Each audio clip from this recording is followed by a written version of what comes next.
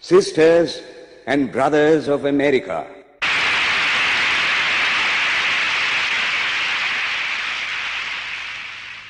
it fills my heart with joy unspeakable to rise in response to the warm and cordial welcome which you have given us.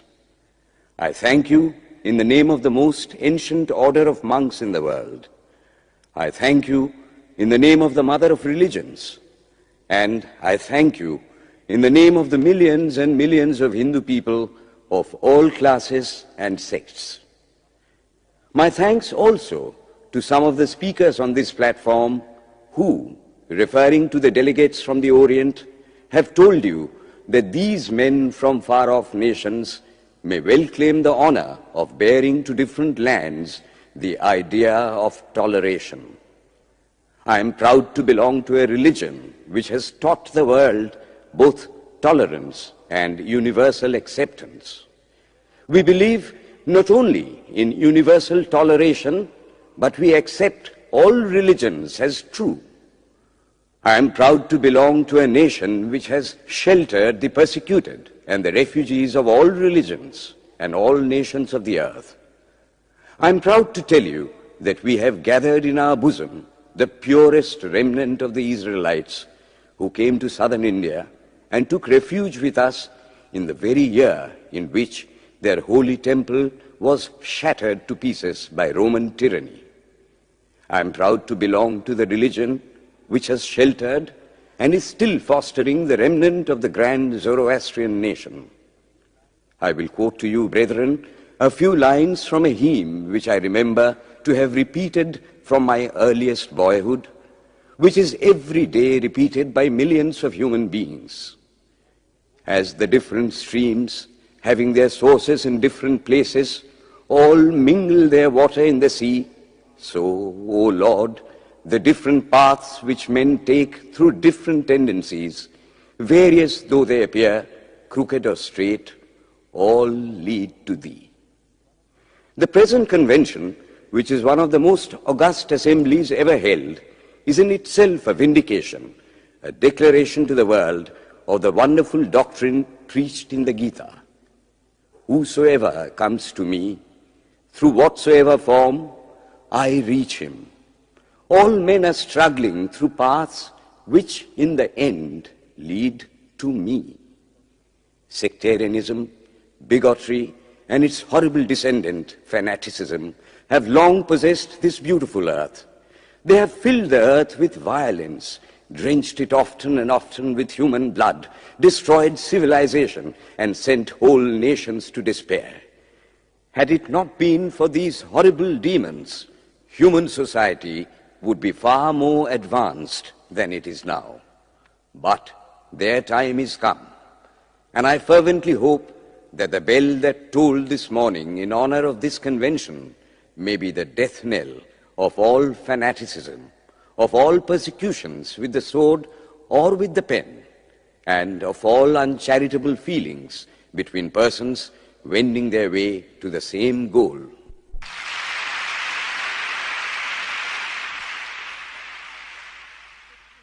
Ladies and gentlemen, on the agenda for today, the 15th of September, 1893, a galaxy of eminent speakers are scheduled to address us, and it gives us great pleasure to once again invite Swami Vivekananda to speak.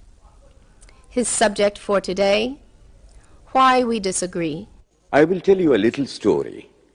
You have heard the eloquent speaker who has just finished say, "Let us cease from abusing each other," and he was very sorry that there should be always so much variance. But I think I should tell you a story which would illustrate the cause of this variance. A frog lived in a well. It had lived there for a long time. It was born there and brought up there, and yet was a little small frog. Of course, the evolutionists were not there then to tell us whether the frog lost its eyes or not, but for our story's sake, we must take it for granted that it had its eyes, and that it every day cleansed the water of all the worms and bacilli that lived in it with an energy that would do credit to our modern bacteriologists. In this way, it went on and became a little sleek and fat. Well, one day, another frog that lived in the sea came and fell into the well. "Where are you from?" "I am from the sea." "The sea? How big is that? Is it as big as my well?" And he took a leap from one side of the well to the other. "My friend," said the frog of the sea, "how do you compare the sea with your little well?" Then the frog took another leap and asked, "Is your sea so big?" "What nonsense you speak, to compare the sea with your well."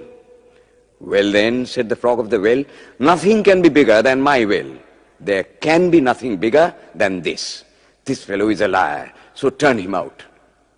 That has been the difficulty all the while. I am a Hindu.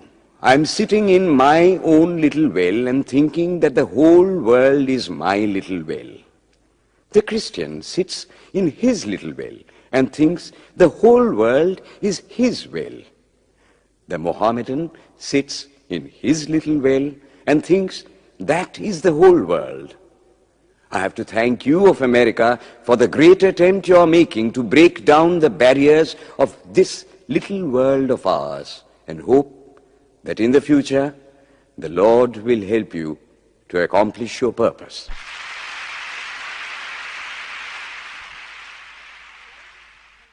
Delegates and friends, today, the 19th of September, 1893, is the 9th day of the World's Parliament of Religions.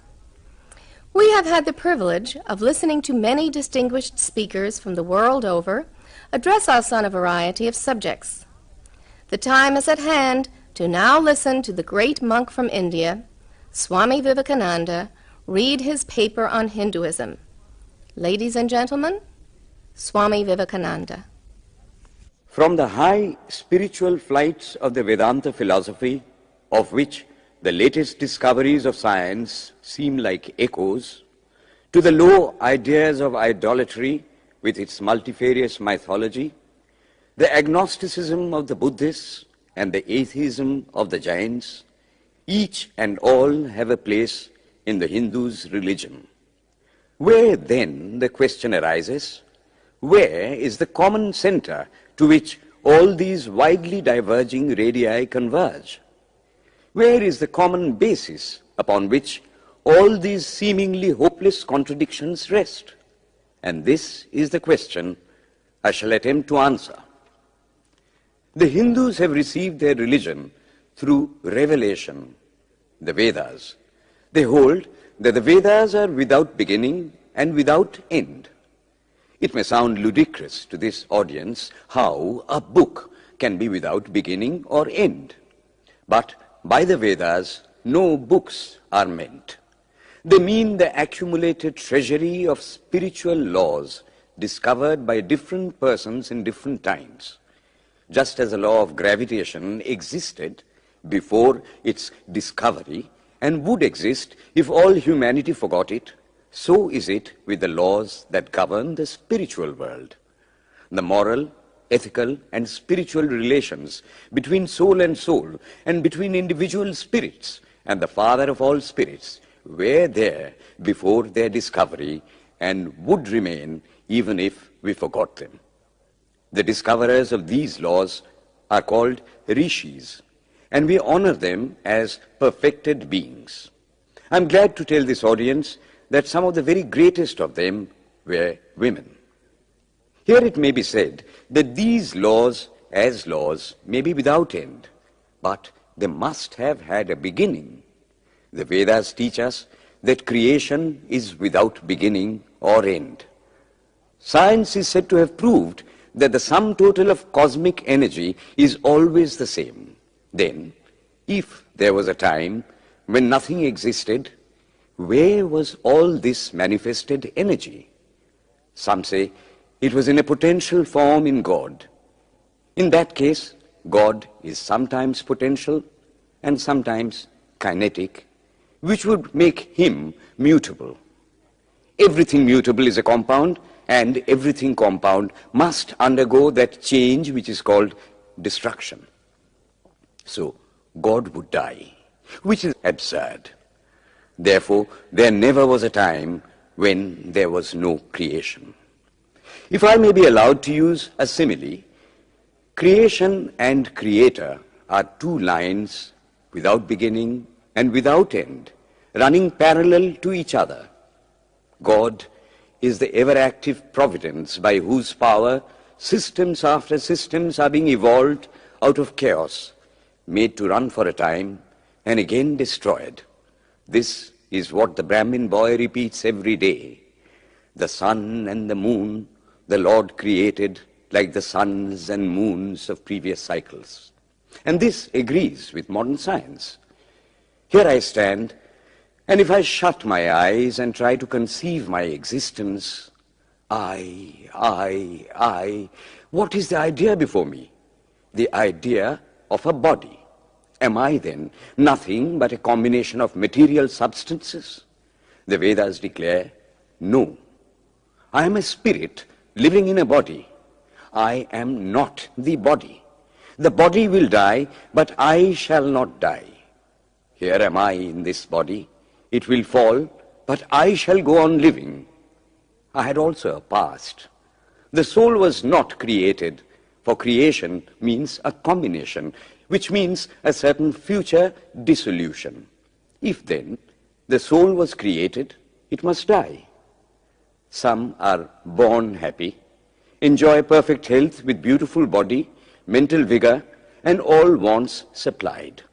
Others are born miserable. Some are without hands or feet. Others again are idiots and only drag on a wretched existence. Why, if they are all created, why does a just and merciful God create one happy and another unhappy? Why is he so partial? Nor would it mend matters in the least to hold that those who are miserable in this life will be happy in a future one. Why should a man be miserable even here in the reign of a just and merciful God? In the second place, the idea of a creator God does not explain the anomaly, but simply expresses the cruel fiat of an all-powerful being. There must have been causes then, before his birth, to make a man miserable or happy, and those were his past actions. Are not all the tendencies of the mind and the body accounted for by inherited aptitude? Here are two parallel lines of existence, one of the mind, the other of matter. If matter and its transformations answer for all that we have, there is no necessity for supposing the existence of a soul. But it cannot be proved that thought has been evolved out of matter. And if a philosophical monism is inevitable, spiritual monism is certainly logical and no less desirable than a materialistic monism.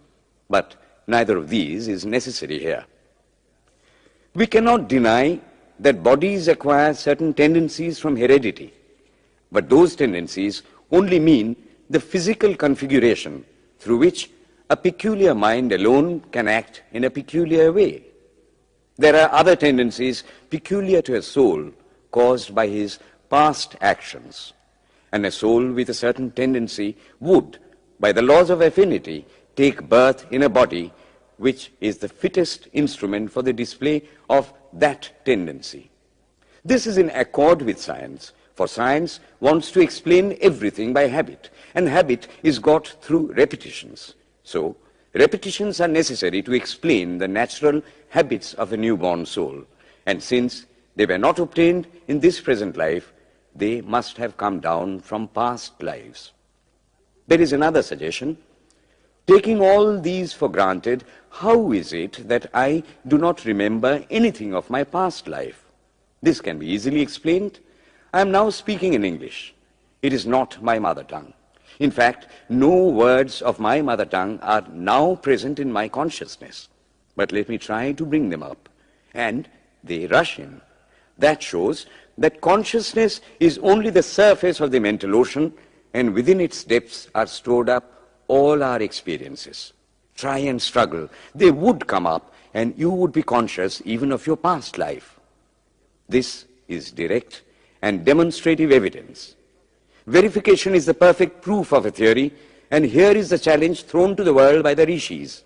We have discovered the secret by which the very depths of the ocean of memory can be stirred up. Try it, and you would get a complete reminiscence of your past life.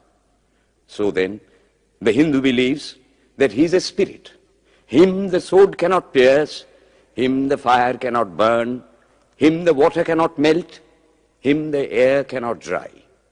He is nowhere, but whose center is located in the body, and that death means the change of this center from body to body. Nor is the soul bound by the conditions of matter. In its very essence, it is free, unbounded, holy, pure, and perfect. But somehow or other, it finds itself tied down to matter and thinks of itself as matter. Why should the free, perfect, and pure being be thus under the thraldom of matter, is the next question. How can the perfect soul be deluded into the belief that it is imperfect? We have been told that the Hindus shirk the question and say that no such question can be there. Some thinkers want to answer it by positing one or more quasi-perfect beings and use big scientific names to fill up the gap. But naming is not explaining. The question remains the same. How can the perfect become the quasi-perfect? How can the pure, the absolute, change even a microscopic particle of its nature? But the Hindu is sincere. He does not want to take shelter under sophistry. He is brave enough to face the question in a manly fashion, and his answer is, I do not know. I do not know how the perfect being, the soul, came to think of itself as imperfect, as joined to and conditioned by matter. But the fact is a fact for all that. It is a fact in everybody's consciousness that one thinks of oneself as the body. The Hindu does not attempt to explain why one thinks one is the body. The answer, that it is the will of God, is no explanation. This is nothing more than what the Hindu says, I do not know. Well then, the human soul is eternal and immortal, perfect and infinite, and death means only a change of center from one body to another. The present is determined by our past actions, and the future by the present. The soul will go on evolving up or reverting back from birth to birth and death to death. But here is another question. Is man a tiny boat in a tempest, raised one moment on the foamy crest of a billow and dashed down into a yawning chasm the next, rolling to and fro at the mercy of good and bad actions, a powerless, helpless wreck in an ever-raging, ever-rushing, uncompromising current of cause and effect, a little moth placed under the wheel of causation, which rolls on, crushing everything in its way, and waits not for the widow's tears or the orphan's cry? The heart sinks at the idea. Yet, this is the law of nature. Is there no hope? Is there no escape? Was the cry that went up from the bottom of the heart of despair. It reached the throne of mercy, and words of hope and consolation came down and inspired a Vedic sage, and he stood up before the world and in trumpet voice proclaimed the glad tidings. Hear ye, children of immortal bliss, even ye that reside in higher spheres. I have found the ancient one who is beyond all darkness, all delusion. Knowing him alone, you shall be saved from death over again. Children of immortal bliss. What a sweet, what a hopeful name. Allow me to call you, brethren, by that sweet name, heirs of immortal bliss. Yea, the Hindu refuses to call you sinners. We are the children of God, the sharers of immortal bliss, holy and perfect beings. Ye divinities on earth, sinners, it is a sin to call a man so. It is standing libel on human nature. Come up, O lions, and shake off the delusion that you are sheep. You are souls immortal, spirits free, blessed and eternal. Ye are not matter, ye are not bodies. Matter is your servant, not you the servant of matter. Thus it is that the Vedas proclaim not a dreadful combination of unforgiving laws, not an endless prison of cause and effect, but that at the head of all these laws, in and through every particle of matter and force stands one, by whose command the wind blows, the fire burns, the clouds rain, and death stalks upon the earth. And what is his nature? He is everywhere, the pure and formless one, the Almighty and the All-Merciful. Thou art our Father, thou art our Mother, thou art our beloved friend, thou art the source of all strength, give us strength. Thou art he that beareth the burdens of the universe. Help me bear the little burden of this life. Thus sang the rishis of the Vedas. And how to worship him? Through love. He is to be worshipped as the one beloved, dearer than everything in this and the next life. This is the doctrine of love declared in the Vedas, and let us see how it is fully developed and taught by Krishna, whom the Hindus believe to have been God incarnate on earth. He taught that a man ought to live in this world like a lotus leaf, which grows in water but is never moistened by water. So a man ought to live in the world, his heart to God and his hands to work. It is good to love God for hope of reward in this or the next world, but it is better to love God for love's sake. And the prayer goes, Lord, I do not want wealth, nor children, nor learning. If it be thy will, I shall go from birth to birth.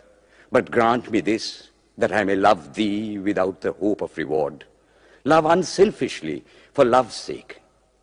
One of the disciples of Krishna, the then Emperor of India, was driven from his kingdom by his enemies and had to take shelter with his queen in a forest in the Himalayas.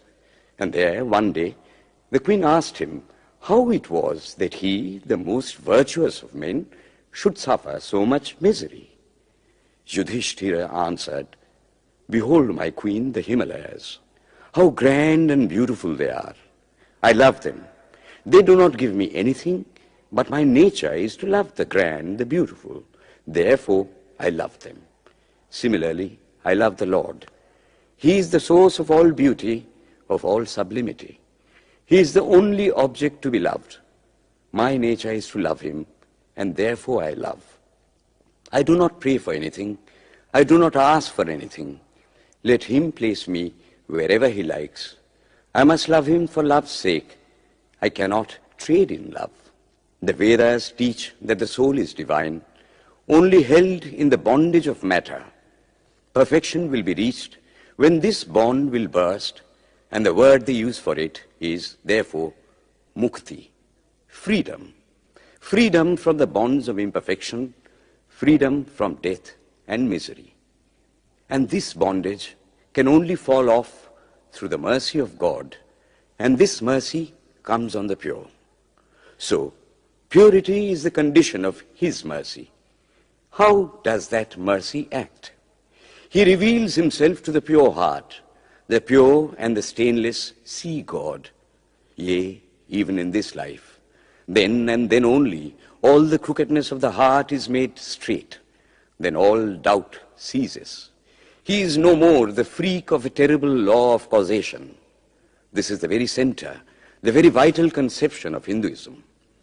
The Hindu does not want to live upon words and theories. If there are existences beyond the ordinary sensuous existence, he wants to come face to face with them.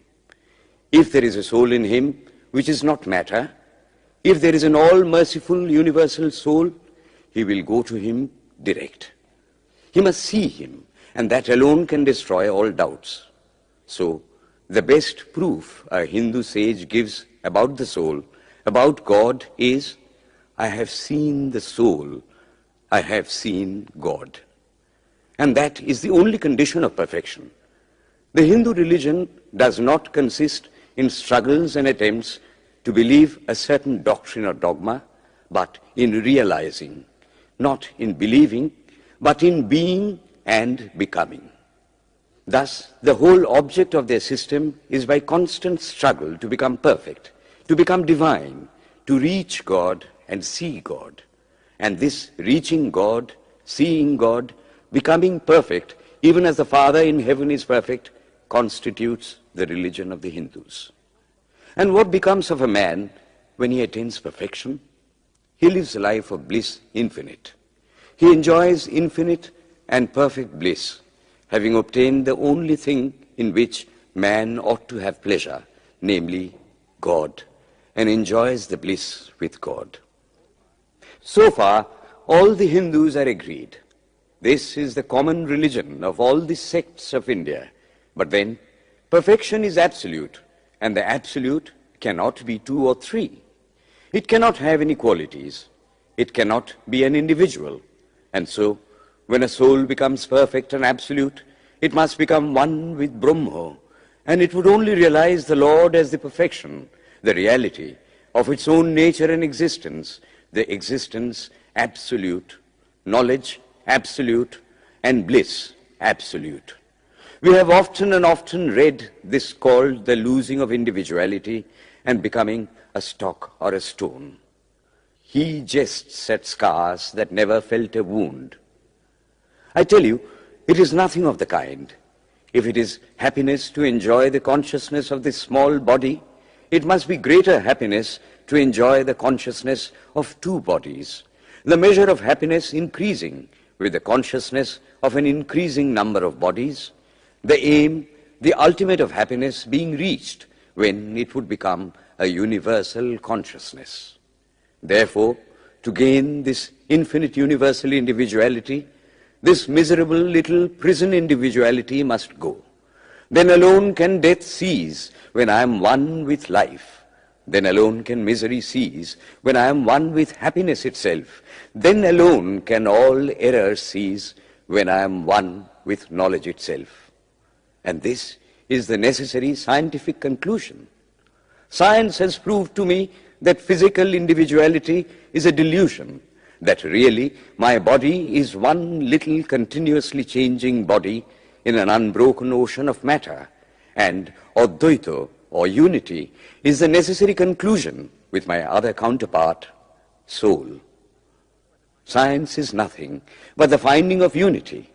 As soon as science would reach perfect unity, it would stop from further progress, because it would reach the goal. Thus, chemistry could not progress farther when it would discover one element out of which all others could be made. Physics would stop when it would be able to fulfill its services in discovering one energy of which all the others are but manifestations. And the science of religion become perfect when it would discover Him who is the one life in a universe of death, Him who is the constant basis of an ever-changing world, one who is the only soul of which all souls are but delusive manifestations. Thus is it, through multiplicity and duality, that the ultimate unity is reached. Religion can go no farther. This is the goal of all science. All science is bound to come to this conclusion in the long run. Manifestation and not creation is the word of science today.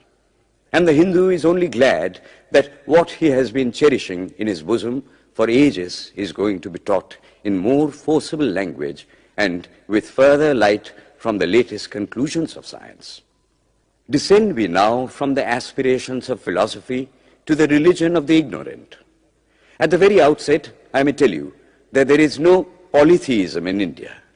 In every temple, if one stands by and listens, one will find the worshippers applying all the attributes of God, including omnipresence, to the images. It is not polytheism, nor would the name henotheism explain the situation. The rose, called by any other name, would smell as sweet. Names are not explanations. The tree is known by its fruits. When I have seen amongst them that are called idolaters, men, the like of whom in morality and spirituality and love I have never seen anywhere, I stop and ask myself, can sin beget holiness? Superstition is a great enemy of man, but bigotry is worse. Why does a Christian go to church? Why is the cross holy? Why is the face turned toward the sky in prayer? Why are there so many images in the Catholic Church? Why are there so many images in the minds of Protestants when they pray? My brethren, we can no more think about anything without a mental image than we can live without breathing. By the law of association, the material image calls up the mental idea and vice versa. This is why the Hindu uses an external symbol when he worships. He will tell you it helps to keep his mind fixed on the being to whom he prays. He knows, as well as you do, that the image is not God, is not omnipresent.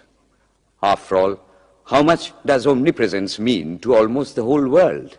It stands merely as a word, a symbol. Has God superficial area? If not, when we repeat that word omnipresent, we think of the extended sky or of space. That is all. As we find that somehow or other, by the laws of our mental constitution, we have to associate our ideas of infinity with the image of the blue sky or of the sea, so we naturally connect our idea of holiness with the image of a church, a mosque, or a cross. The Hindus have associated the ideas of holiness, purity, truth, omnipresence, and such other ideas with different images and forms.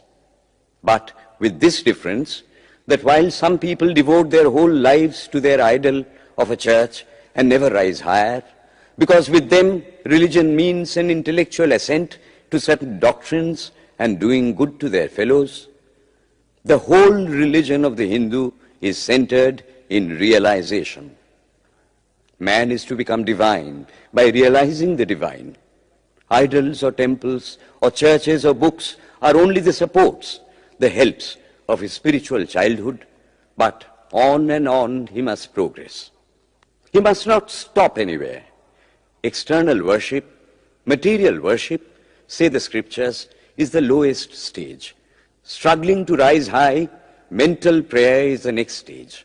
But the highest stage is when the Lord has been realized. Mark, the same earnest man who is kneeling before the idol tells you, him the sun cannot express, nor the moon, nor the stars, the lightning cannot express him, nor what we speak of as fire. Through him they shine. But he does not abuse anyone's idol or call its worship sin.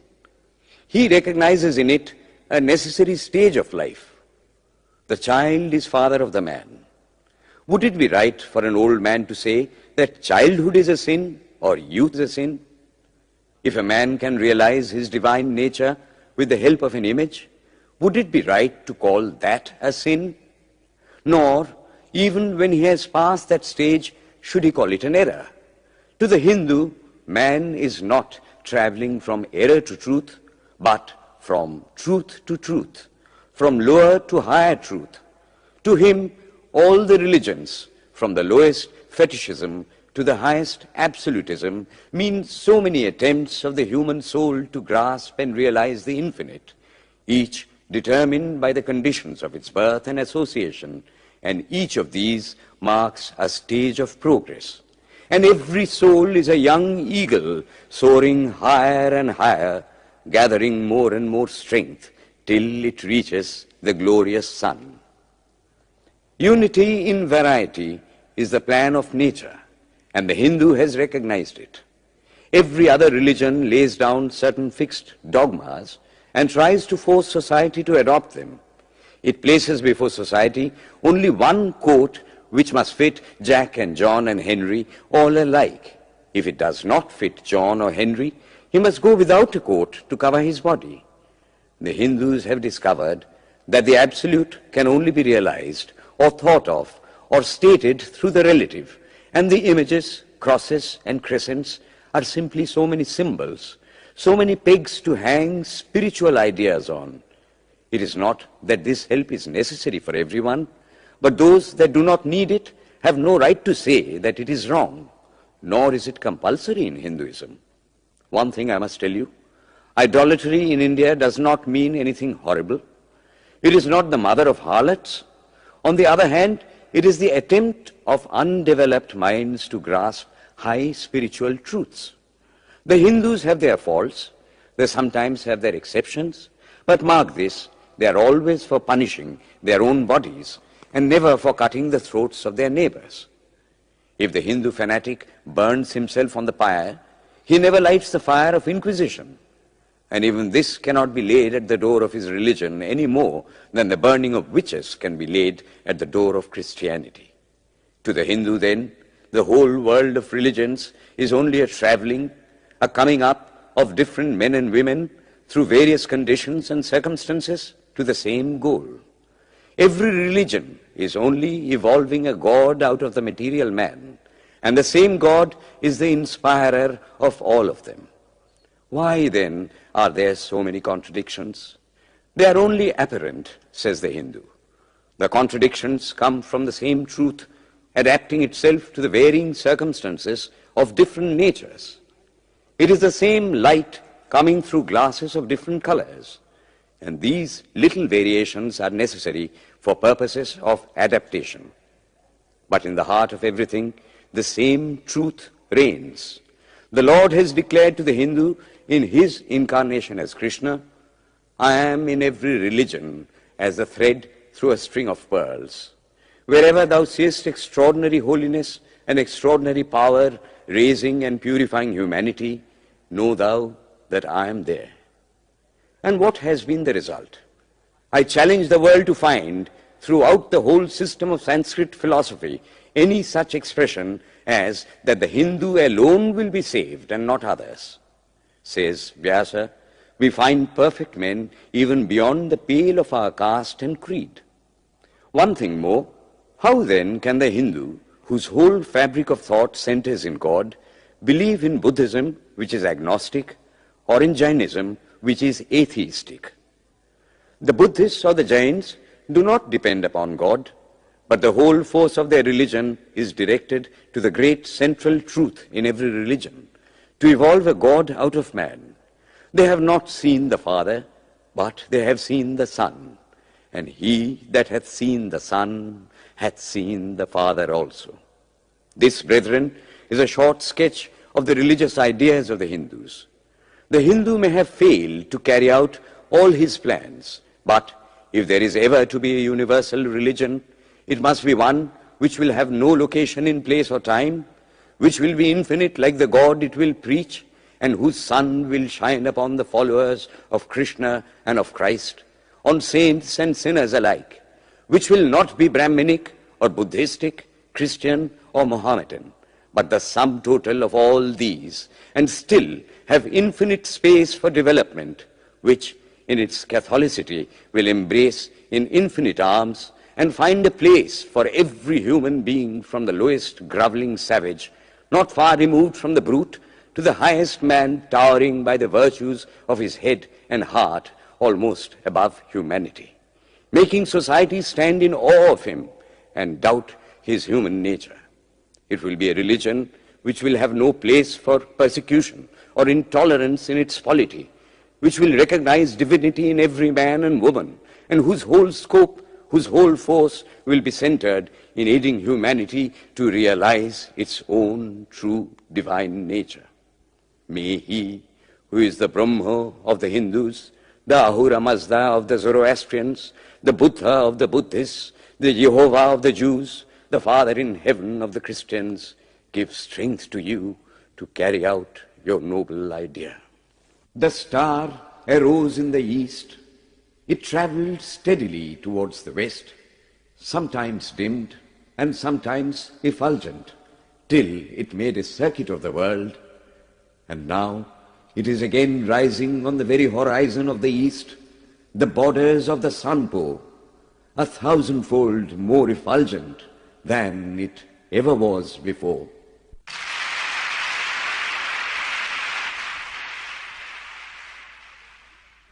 Today, the 26th of September, 1893, is the penultimate day of this Parliament of Religions at Chicago.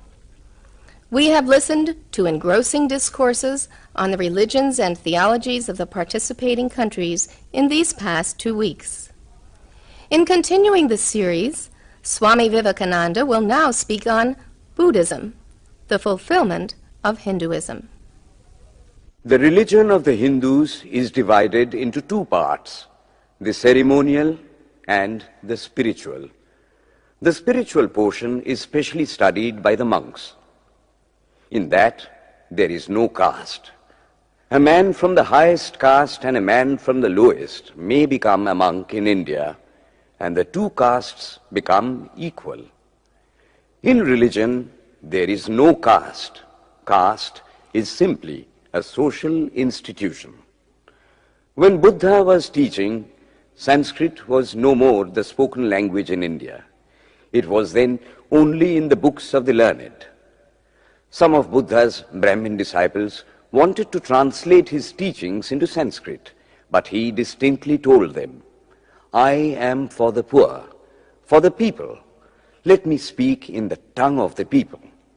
And so, to this day, the great bulk of his teachings are in the vernacular of that day in India. Whatever may be the position of philosophy, whatever may be the position of metaphysics, so long as there is such a thing as death in the world, so long as there is such a thing as weakness in the human heart, so long as there is a cry going out of the heart of man in his very weakness, there shall be a faith in God. Let us then join the wonderful intellect of the Brahmin with the heart, the noble soul, the wonderful humanizing power of the great Master.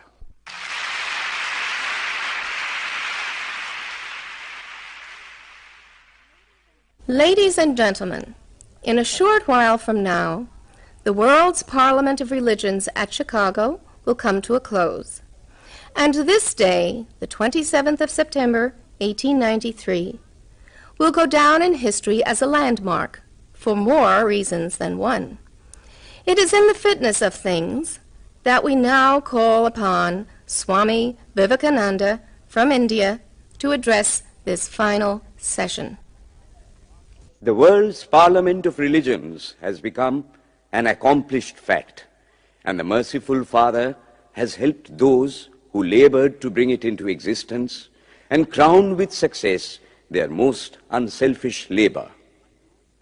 My thanks to those noble souls whose large hearts and love of truth first dreamt this wonderful dream and then realized it. My thanks to the shower of liberal sentiments that has overflowed this platform. My thanks to this enlightened audience for their uniform kindness to me and for their appreciation of every thought that tends to smooth the friction of religions. A few jarring notes were heard from time to time in this harmony. My special thanks to them, for they have, by their striking contrast, made the general harmony the sweeter. Much has been said of the common ground of religious unity. I am not going just now to venture my own theory, but if anyone here hopes that this unity will come by the triumph of any one of the religions and the destruction of the others, to him I say, brother, yours is an impossible hope. Do I wish that the Christian would become Hindu? God forbid. Do I wish that the Hindu or Buddhist would become Christian? God forbid. The seed is put in the ground, and earth and air and water are placed around it. Does the seed become the earth or the air or the water? No. It becomes a plant. It develops after the law of its own growth, assimilates the air, the earth, and the water, converts them into plant substance, and grows into a plant. Similar is the case with religion. The Christian is not to become a Hindu or a Buddhist, nor a Hindu or a Buddhist to become a Christian, but each must assimilate the spirit of the others and yet preserve his individuality and grow according to his own law of growth. If the Parliament of Religions has shown anything to the world, it is this. It has proved to the world that holiness, purity, and charity are not the exclusive possessions of any church in the world, and that every system has produced men and women of the most exalted character. In the face of this evidence, if anybody dreams of the exclusive survival of his own religion and the destruction of others, I pity him from the bottom of my heart and point out to him that upon the banner of every religion will soon be written, in spite of resistance, help and not fight, assimilation and not